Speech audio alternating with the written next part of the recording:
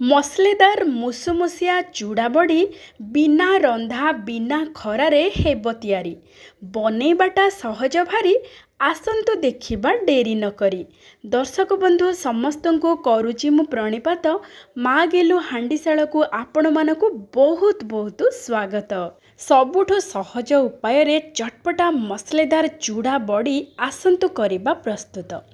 ଦର୍ଶକ ବନ୍ଧୁ ଆପଣମାନେ ଲିଆ ବଡ଼ି ନିଶ୍ଚୟ ଖାଇଥିବେ। କେବେ ଚୁଡ଼ା ବଡ଼ି ଖାଇଛନ୍ତି କି? ଯଦି ଚୁଡ଼ା ବଡ଼ି ଖାଇନାହାନ୍ତି ତେବେ ଆଜି ପ୍ରସ୍ତୁତ କରିବା ଚୁଡ଼ା ବଡ଼ି ବହୁତ ବଢ଼ିଆ ଲାଗିବ। ସ୍ୱାଦରେ ପୁରାପୁରି ଚଟପଟା। ଆପଣମାନେ ସ୍ନାକ୍ସରେ ବି ଖାଇପାରିବେ, ଏତେ ସ୍ୱାଦିଷ୍ଟ।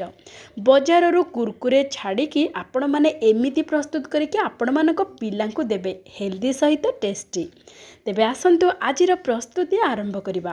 ଏଠି ଚୁଡ଼ା ବଡ଼ି ପାଇଁ ଆମେ ନେଇଛୁ ଚୁଡ଼ା। ଚୁଡ଼ାକୁ ପ୍ରଥମେ ଭଲ ଭାବରେ ଧୋଇଦେବା। 2-3 ଥର ଭଲ ଭାବରେ ଧୋଇଦେବେ, ଯାହା ଫଳରେ କି ଚୁଡ଼ାରେ ଯାହା ମଳି ଅଂଶ ଥିବ ସବୁ ବାହାରି ଯିବ, ପୁରା ପରିଷ୍କାର ହେଇକି ସଫା ହେଇଯିବ। ତାପରେ ଚୁଡ଼ାରେ ଆମେ ପାଣି ଦେବା, ଟିକେ ଅଧିକ ପାଣି ଦେଇକି ଆମେ ବତୁରିବା ପାଇଁ ଛାଡ଼ିଦେବା। ଯେହେତୁ ଚୁଡ଼ା ବହୁତ ଶୀଘ୍ର ବତୁରି ଯାଏ, ବେଶୀ ସମୟ ଲାଗିବନି ଚୁଡ଼ା ବତୁରିବା ପାଇଁ। ଆପଣମାନେ 5-7 ମିନିଟ୍ ପାଇଁ ବତୁରିବାକୁ ଛାଡ଼ିବେ। 5-7 ମିନିଟ୍ରେ ଚୁଡ଼ା ବଢ଼ିଆ ଭାବରେ ପୁରା ବତୁରି ଯିବ ଆଉ ପୁରାପୁରି ନରମ ହେଇଯିବ। ଦେଖନ୍ତୁ ଏବେ ଚୁଡ଼ାରେ ଆମେ ପାଣି ଦେଇକି 5-7 ମିନିଟ୍ ପାଇଁ ଟିକେ ଛାଡ଼ିଦେବା, ତାକୁ ଘୋଡ଼େଇକି। ଏବେ 5-7 ମିନିଟ୍ ପରେ ଆମେ ଦେଖିବା। ଦେଖନ୍ତୁ ଚୁଡ଼ା ପୁରାପୁରି ଫୁଲି ଯାଇଛି, ପୁରା ନରମ ହେଇଯାଇଛି। ଆଉ ଆମେ ଯେଉଁ ପାଣି ଟିକେ ଅଧିକ ଦେଇଥିଲେ ସେ ପାଣି ମଧ୍ୟ ଚୁଡ଼ାରେ ସୋକ୍ ହେଇକି ଟିକେ କମିଯାଇଛି। ଏବେ ଆମେ କ'ଣ କରିବା ନା, ଗୋଟେ ବଡ଼ ଷ୍ଟ୍ରେନର୍ ନେବା, ସେଥିରେ ଆମେ ଏଇ ବତୁରା ଚୁଡ଼ାକୁ ଦେଇଦେବା। ଏମିତି ଚୁଡ଼ାକୁ ଆମେ ଯଦି ନିଗିଡ଼େଇକି ରଖିଦେବା, ଯାହା ଚୁଡ଼ାରେ ଅବଶିଷ୍ଟ ପାଣି ଥିବ ସବୁ ବାହାରିଯିବ ଆଉ ଚୁଡ଼ା ଉପରୁ ଟିକେ ଶୁଖିଯିବ। ବେଶୀ ବି ୟାକୁ ପୁରା କାଦୁଆ କରିବାନି କି ବେଶୀ ପାଣିଆ କରିବାନି।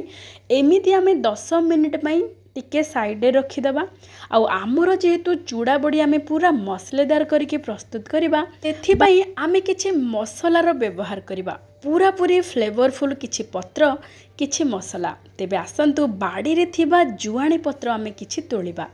ଜୁଆଣି ପତ୍ରରେ ଆପଣମାନେ ଏମିତି ଚୁଡ଼ା ବଡ଼ି ଥରେ ପ୍ରସ୍ତୁତ କରନ୍ତୁ, ଦେଖିବେ ବହୁତ ବଢ଼ିଆ ଲାଗିବ। ଯଦି ଜୁଆଣି ପତ୍ର ଆପଣମାନଙ୍କ ପାଖରେ ନଥିବ ତାହେଲେ ଆପଣମାନେ 1 ଚାମଚ ଜୁଆଣିକୁ 2 ହାତରେ ଭଲ ଭାବରେ ମକଚିକି ପକାଇବେ। ଏଇ ଚୁଡ଼ା ବଡ଼ିରେ ସ୍ୱାଦ ଆଉ ବାସ୍ନା ବହୁତ ବଢ଼ିଆ ରହିବ। କିନ୍ତୁ ଏମିତି ଜୁଆଣି ପତ୍ର, ପୁରା ତାଜା ଜୁଆଣି ପତ୍ରର ବାସ୍ନା ସ୍ୱାଦ ଟିକେ ଅଲଗା ରହିବ, ଭାରି ବଢ଼ିଆ ଲାଗିବ ଏଇ ଚୁଡ଼ା ବଡ଼ିରେ। ଏବେ ଆମେ କିଛି ପତ୍ରକୁ ଭଲ ଭାବରେ ଧୋଇଦେବା। ଧୋଇ ସାରିବା ପରେ ଆମେ ଏଇ ଜୁଆଣି ପତ୍ରକୁ ପୁରା ଗୁଣ୍ଡ କରିକି କାଟିଦେବା। ପୁରାପୁରି ଗୁଣ୍ଡ କରିକି ଆମେ କାଟିବା ଏଇ ଜୁଆଣି ପତ୍ରକୁ।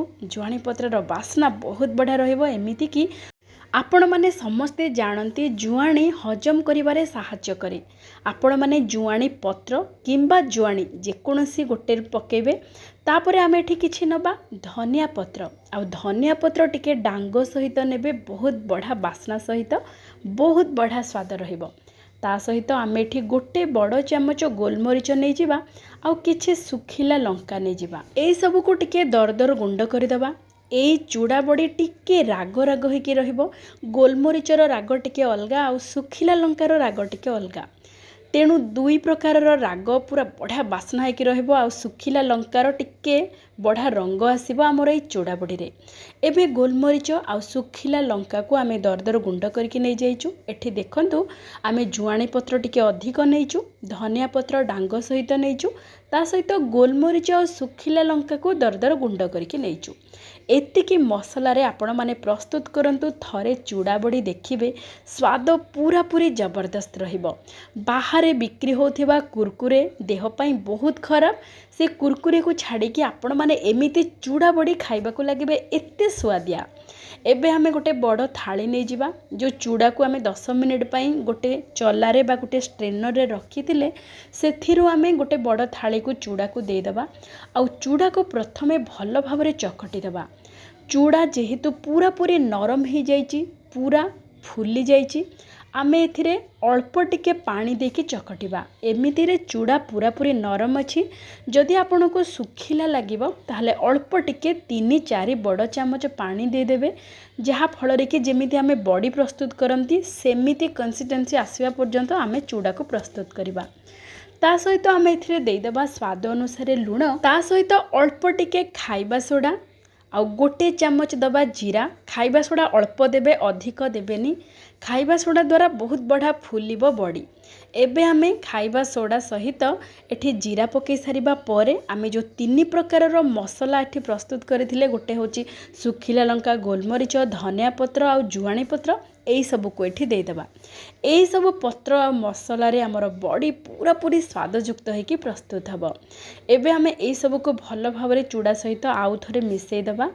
मिसेई सारिबा परे आमे एई चूड़ा चकटारू प्रस्तुत करिबा बड़ी।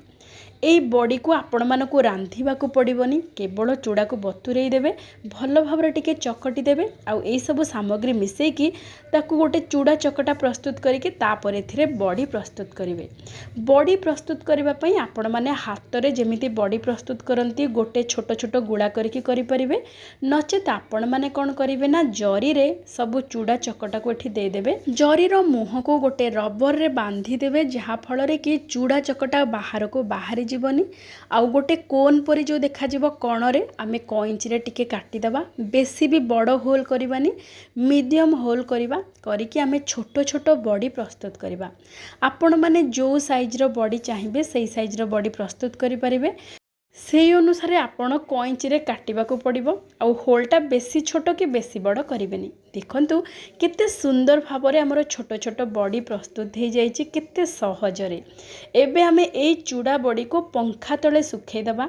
2 ରୁ 3 दिन भितरे बढ़िया भाबरे बड़ी पूरा पूरी सुखी जिवो। आउ एई बड़ी पूरा आराम रे थाली रू बाहरी आसीबो। बिल्कुल तेल भी लगेबा को पड़िबोनी एई थाली रे।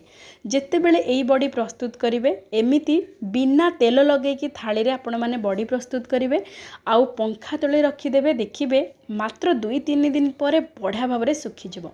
जदि चाहिबे खरा देबाको ताहले गोटे दिन रे सुखी जिवो बड़ी। देखंतु एठी हमर चूड़ा बड़ी 2-3 दिन रे केते बढ़िया भाबरे सुखी जाइछि। एबे आमे एई बड़ी को छाणिबा। तेल को भल भाबरे गरम कर देबा। मु एठी नेछि सोरिष तेल, आपण माने चाहिले रिफाइन तेल रे मध्य छाणी परिबे। रिफाइन तेल अपेक्षा सोरिष तेल देह पई भल, सेथि पई आमे सोरिष तेल रे छाणिबा। तार बास्ना स्वाद भी टिके अलगा रहिबो।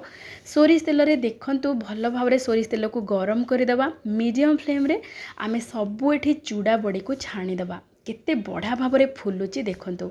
आमे अल्प टिके खाइबा सोडा पकेइथिले आउ एथिरे जुआणी पत्र रो बास्ना बहुत बढ़िया आसीबो। स्वादटा ही बढ़ेइबो जुआणी पत्र आउ गोलमरीच रे। जदि चाहिबे आपण माने रसुण मध्य टिके भल भाबरे कोरिकी गोटे बुदा रसुण माने 10-12 कोला रसुण को ग्रेट करिके आपण माने मध्य चकटिला बेले देई परिबे। आहुरी बढ़िया स्वादिष्ट लागिबो।